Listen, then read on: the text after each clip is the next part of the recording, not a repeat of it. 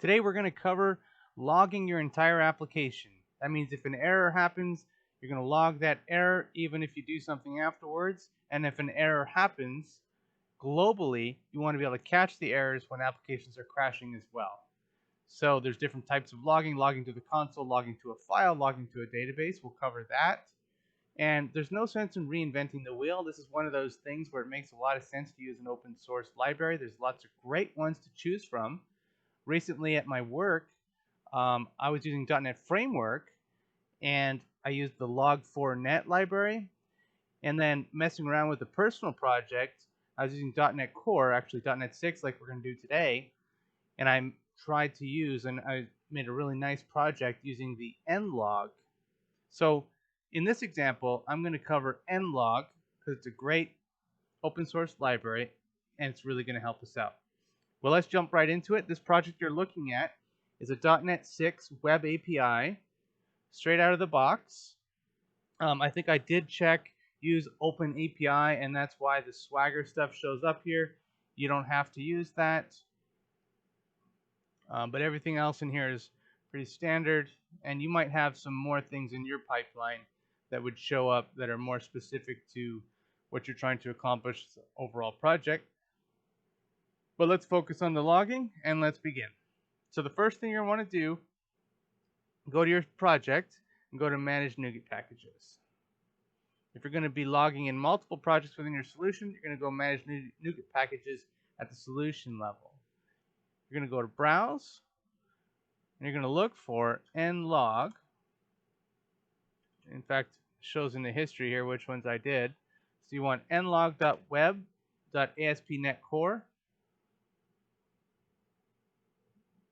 Take a look at your versions. Looks like this is the most recent one. Go ahead and install that. And since I'm going to be logging to both the file and to the database, I'm also going to grab that other one that we saw earlier here in this dropdown, nlog.database.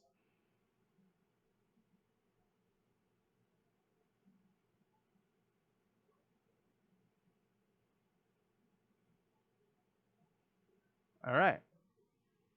Go back to your program.cs, and we're going to initialize it up here. And then, of course, we've got to get it ready for dependency injection so you can do some manual log statements too, not just when things crash, but when you want to log in for informational purposes inside your controllers, for example. So in your program.cs, right up at the very top, you're going to go ahead and initialize that logger. Do a control dot on this. And if this looks familiar, well, one second, let me make that full screen.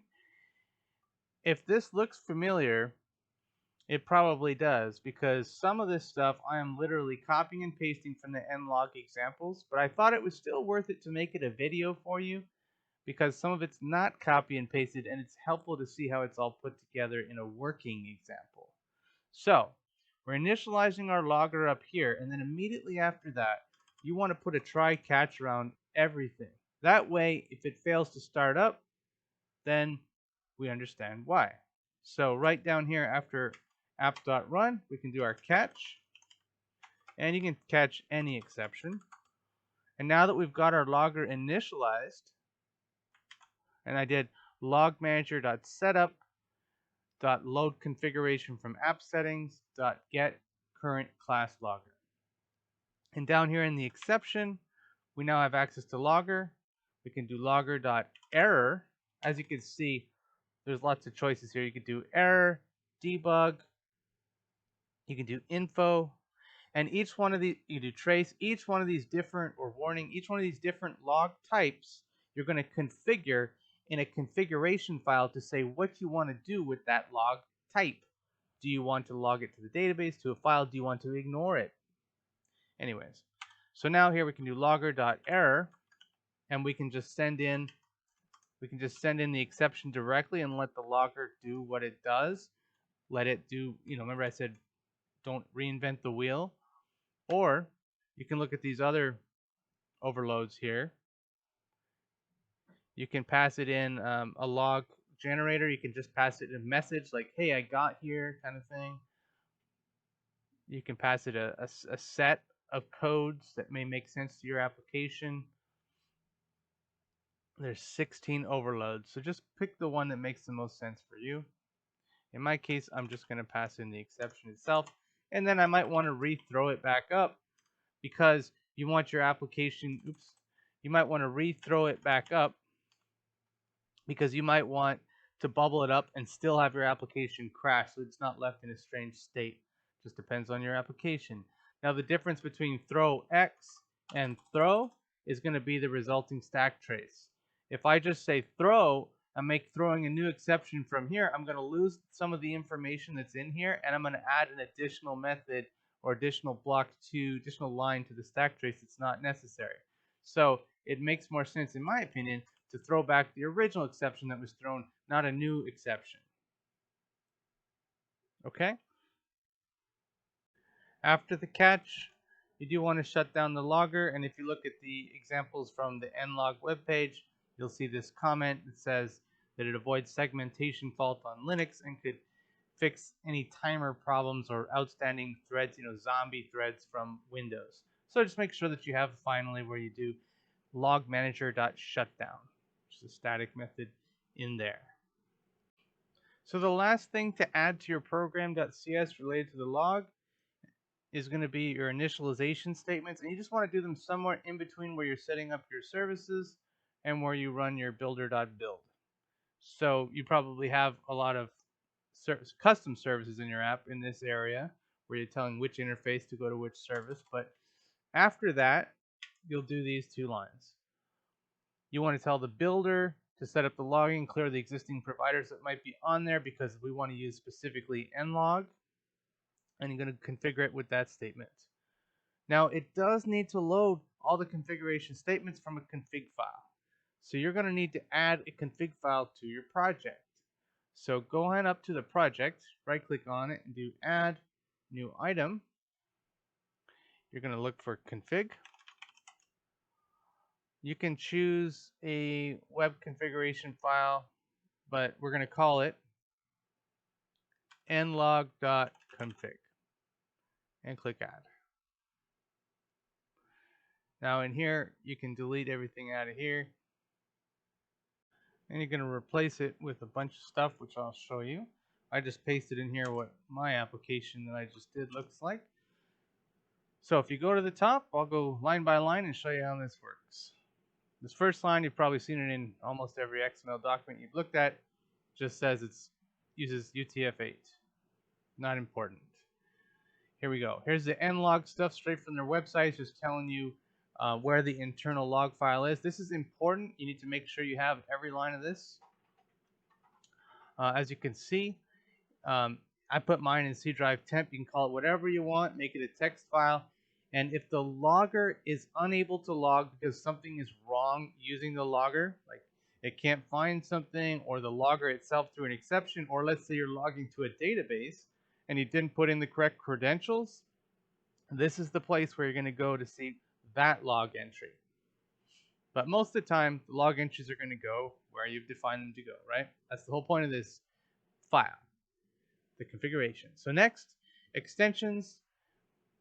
And this is just showing you the library that you use. Not very important.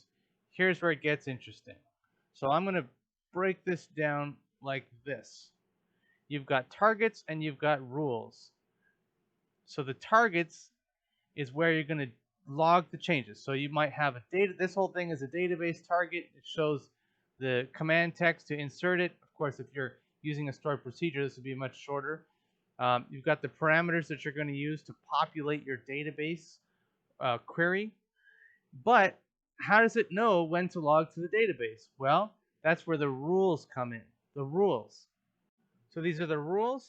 For each rule, where there's a right to, and the right to specifies the target. So this target database should match with up here under targets where there's a named database. Let me collapse targets. But in the rules, obviously there's no need for duplicates like this. But what we're saying is we'll find the logger by name. If it's star, it matches any name. However, I can still apply other things to it. So for instance, if I'm using a target of, or if I'm looking for a name of lifetime, I would apply whatever's in the star, but then I'd also apply whatever's in here if I found this one here. There's no limit to it unless you write final. Then it will stop processing once it matches something. So it matched this, then it wouldn't process anything after if I put final. And what I mean by final, right here, final equal to true. Obviously we don't want that. I'm going to leave the defaults here so we get lots of information. All right, so let's talk about this setup here for the database target.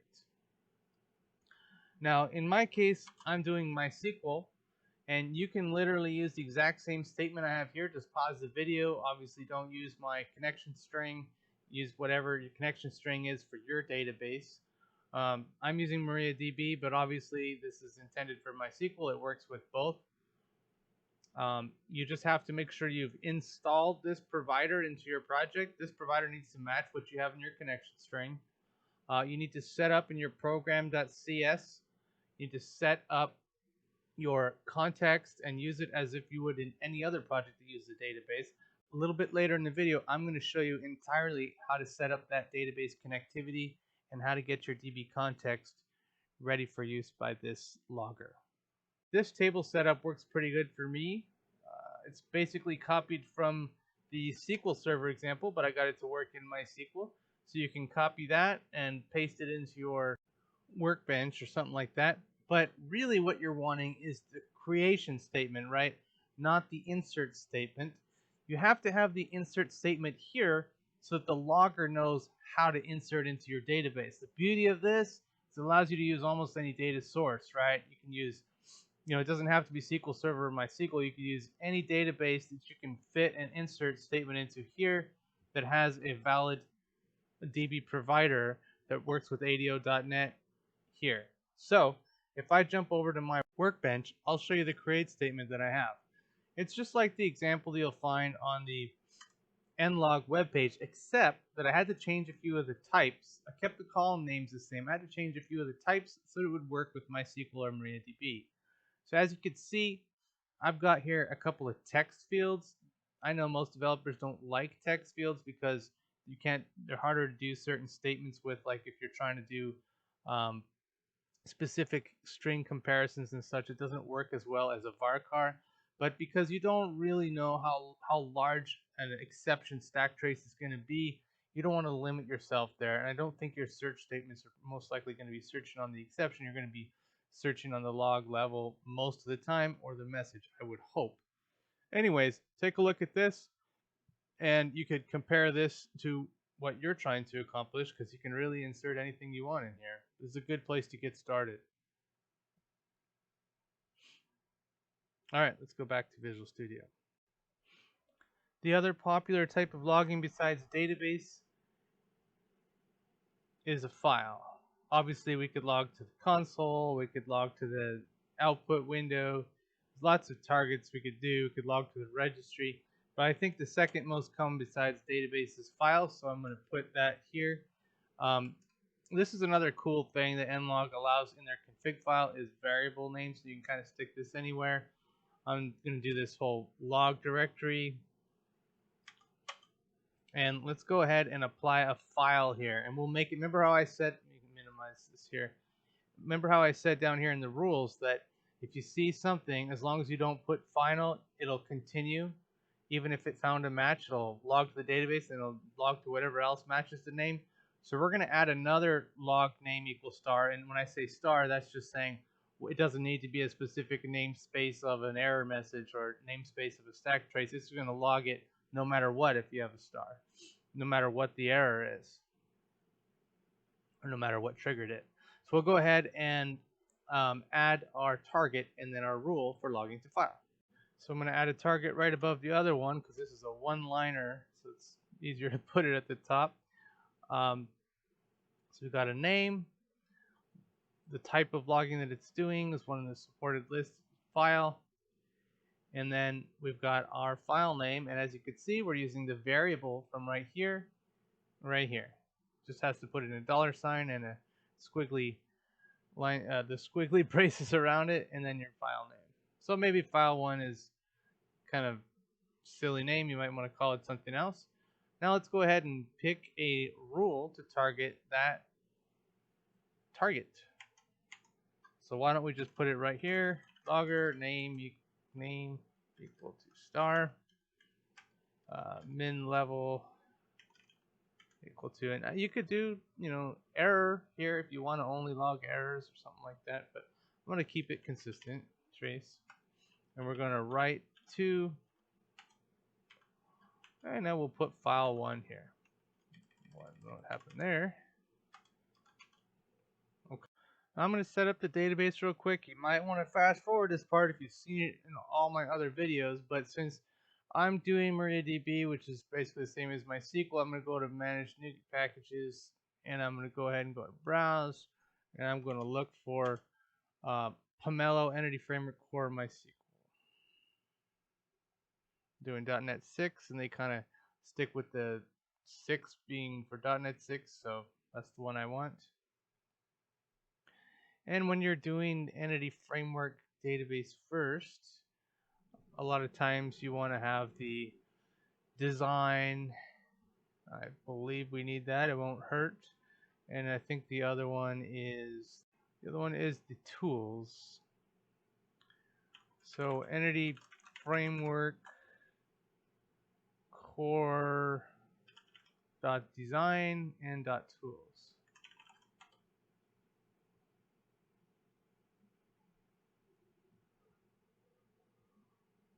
And I have pre-release checked. I want to turn that off because I don't want .NET 7 stuff yet. I want .NET 6. Entity Framework Core Design. Accept. Entity Framework Core Tools.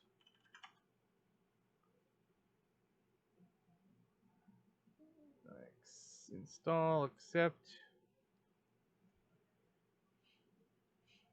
Great. Now we're going to go to our Package Manager console or your developer PowerShell, depending on how you've got depending on which style of database database class generation commands you want to use. I'm going to use the Package Manager console. So the command I'm going to run here is just going to be scaffold-db context, and I'm going to put in my connection string in quotes. Then after that, I'm going to specify the library that I'm using to connect to the database, which in my case is pomelo.entityframeworkcore.mysql. Yours might be Microsoft.entityframeworkcore.sql. Just depends what you're doing. And then I'm going to specify with -output dir or -o, and the models2 folder is what I'm calling it. Actually, why don't we just call it models? Press enter. Now, if you get an error here, it might tell you what NuGet package you're missing, or it might tell you that you got your connection string wrong, etc., etc. So I'm connected to my MariaDB database. If you don't know, MariaDB is just an open source branch off of MySQL some time back. I'm not sure that it's better than MySQL. It's all personal preference. So now that you've connected to your database and created your models, hopefully you've got some tables in there. In my case, I had one table named note. It went ahead and generated it. And this video is on logging, so I'm not going to get deep in here, but it created your context for you. Don't forget to move your connection string out of your context file here and move it into secrets. Maybe you want to put it in an Azure Vault. Maybe you want to put it in a config file, but you don't want to have it visible, if possible, in the code. That's just preference, of course. Let's keep going. All right, so now you've got your context and you've got your logging. Let's go ahead and do some dependency injection real quick. Somewhere toward the top, your program.cs, after you define builder.services, you're going to want to add the context to the services. So in my case, I could just say, var services equal to builder.services. Or you could just say builder.services, right? And that's capital S, yes. You're going to add your data context, add your DB context, and it's not finding data context because I believe it's notes context in the generated field. So we'll do control dot on that. It's going to be using dataviz.models. If I come over here to my auto-generated context, you'll see it's notes context. That's where I got that from. And here's the dataviz.models that was generated. Okay.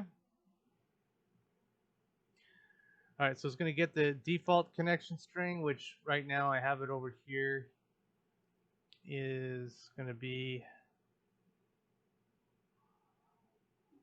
this one. And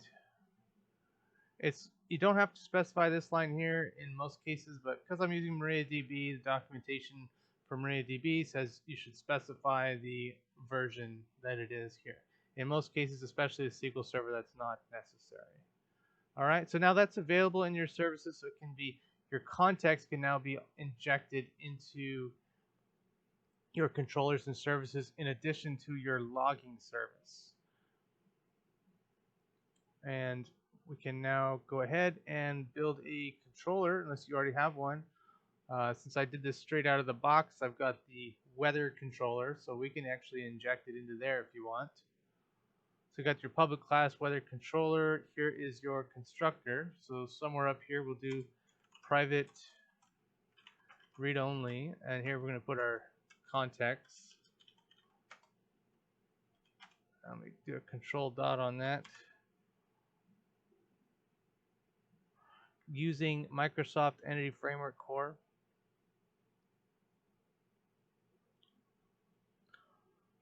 And following suit with the weather forecast, we'll do an underscore.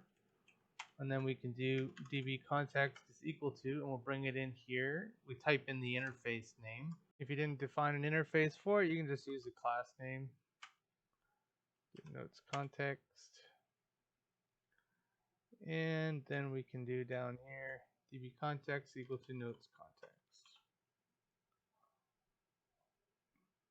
I'm going to go ahead and actually change this to be notes context. There's a lot of ways you can do this, and this is like more limiting because it means I can't come in here and shove in a different context file that uses the same inherited db context parent. But in the purposes of this application, it means I know what I'm getting and I'm restricting it to always use that. So once again, a lot of personal style there. True dependency injection would be I'm always going to just put an interface here, and the class that consumes that interface or that conforms to that interface would not be defined in this file in the true fashion of dependency injection. That would be defined where the binding setup in .NET Core's case in the program.cs. More on that if you watch one of my other videos that goes more in depth on dependency injection. Okay, let's keep going. So we brought in the logger and we brought in the context. So now we could use the context to write directly to the database. But what I think you guys are interested in, obviously, is the logger. So let's say whenever we get the weather forecast controller, we want to log. Why don't we go ahead and do logger dot information, and we'll say, hello, I got here 123 ABC. And then why don't we throw an exception so you can see that as well, because that'll give a stack trace. Boom! Exception has occurred. Oh no! All right. Why don't we build that? Go to your output, make sure it works, and we will run it. It's going to go to the forecast controller right away, so we should expect to see an exception happen. Right when I click this swagger button. Why don't we put a breakpoint here?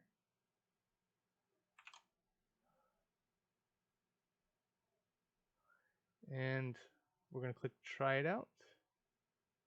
Execute. This is all swagger stuff. You won't have this if you don't click that open eye when you generate it. Well, we didn't correctly define the connection string, and I think the way I have it set up here would be if I was getting it from configuration, which would be from like an app.config file. So let's correct that really quick. So right out of the box, you should have app settings and app settings.development. Let's go to our app settings.development. And we're not actually using this logging stuff, we're overriding it with NLog, but you could use this if you didn't want to use an nlog.config. There's a little bit different way you could do it, but we're not going to cover that here because we've already got what you need to run it for that. So let's drop our connection string in here. You can see it's exactly the same as the connection string that I used when I was in the console earlier generating the models. So now you should be able to hit F5.